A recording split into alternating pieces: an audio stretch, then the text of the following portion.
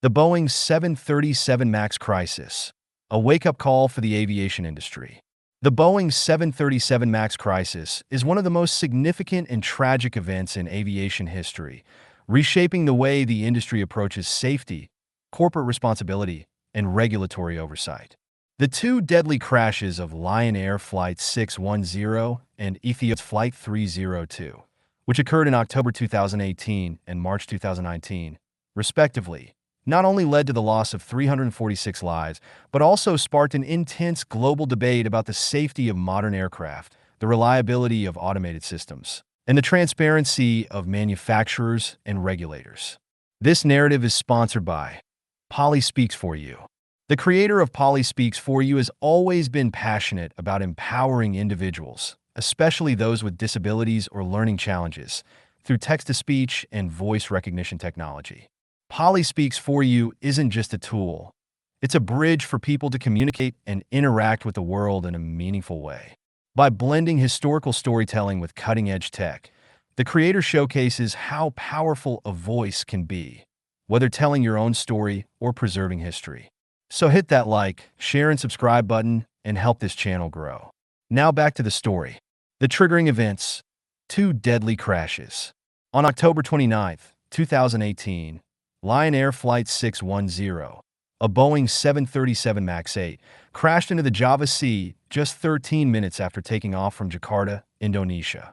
Less than 5 months later, on March 10, 2019, Ethiopian Airlines Flight 302, another 737 MAX 8, crashed near Addis Ababa, Ethiopia, shortly after departure. Both accidents killed all 346 passengers and crew members aboard. The similarities between the crashes: both involved the same model of aircraft, and both experienced a malfunction in the aircraft's automated system, immediately raised alarms worldwide. The investigation into both crashes revealed that the culprit was a malfunction in the Maneuvering Characteristics Augmentation System, MCAS, a new software system designed to prevent the aircraft from stalling. The MCAS system was activated by faulty sensor data, repeatedly forcing the nose of the aircraft downward despite the pilot's attempt to counteract it. In both cases, the pilot was unable to regain control of the plane, leading to the fatal crashes. The Boeing response: a crisis of confidence. Boeing's initial response to the crashes was to downplay the severity of the issue, attributing the problems to pilot error rather than flaws in the aircraft's design or automation.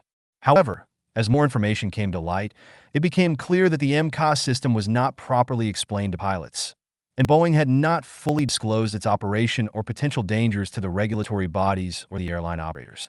Following the second crash, aviation regulators around the world, including the Federal Aviation Administration, FAA, European Union Aviation Safety Agency, ESA, and others, grounded the 737 MAX fleet, halting its worldwide operations. Boeing found itself in the midst of an unprecedented crisis.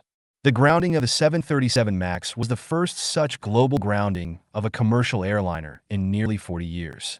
Regulatory oversight and the FAA's role.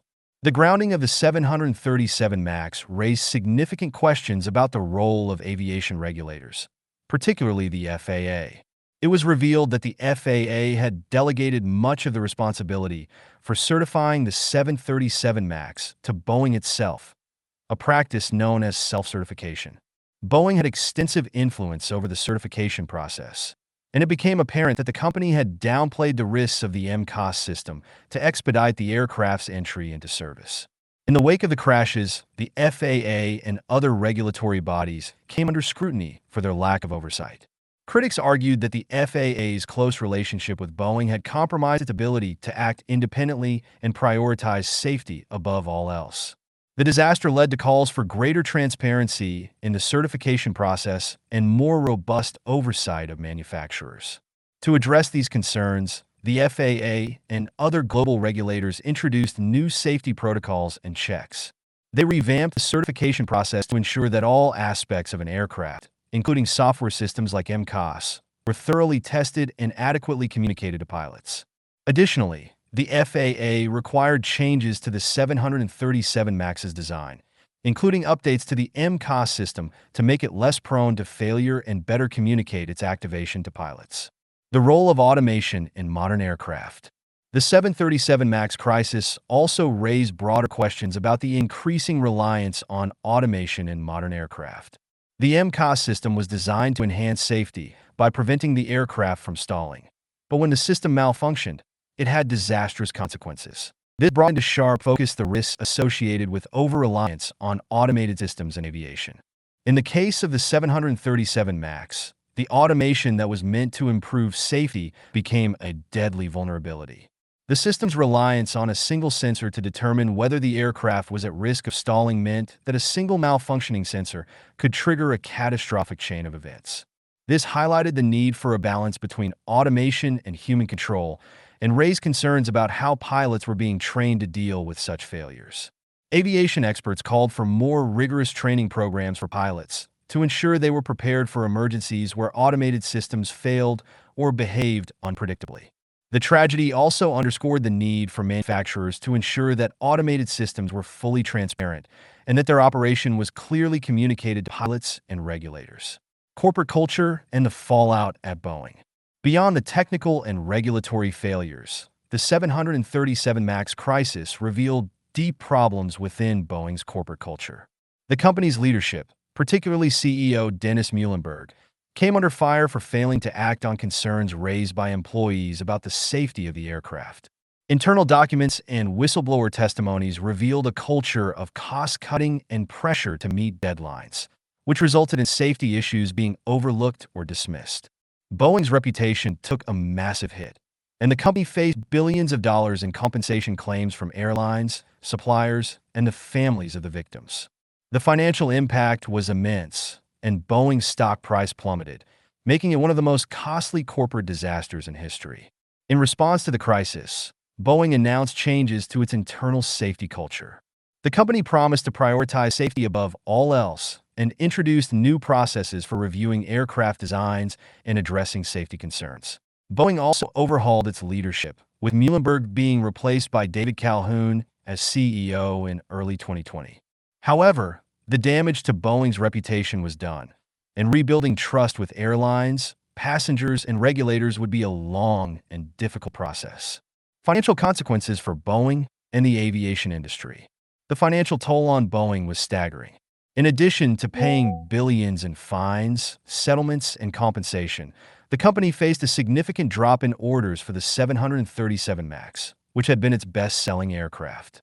Airlines around the world had grounded their fleets, and many canceled their orders for the 737 MAX, opting instead to purchase aircraft from Boeing competitors, such as Airbus. The grounding of the 737 MAX also had a cascading effect across the global aviation supply chain. Suppliers who relied on Boeing for parts and components were also hit hard by the disruption. Thousands of workers at Boeing and its suppliers faced temporary layoffs or furloughs as production of the 737 MAX was halted. Despite the financial setbacks, Boeing eventually resumed production of the 737 MAX and began delivering the aircraft to customers in late 2020. However, the global pandemic, which decimated air travel, further complicated the company's recovery. Airlines that had initially been hesitant to return the 737 MAX to service were even more cautious due to the uncertainty surrounding the future of the airline industry. The return of the 737 MAX and its legacy. After undergoing extensive modifications, including changes to the MCOS system and updates to pilot training, the 737 MAX was cleared to return to service in late 2020.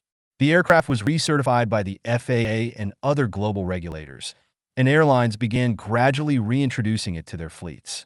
However, the legacy of the 737 MAX crisis remains.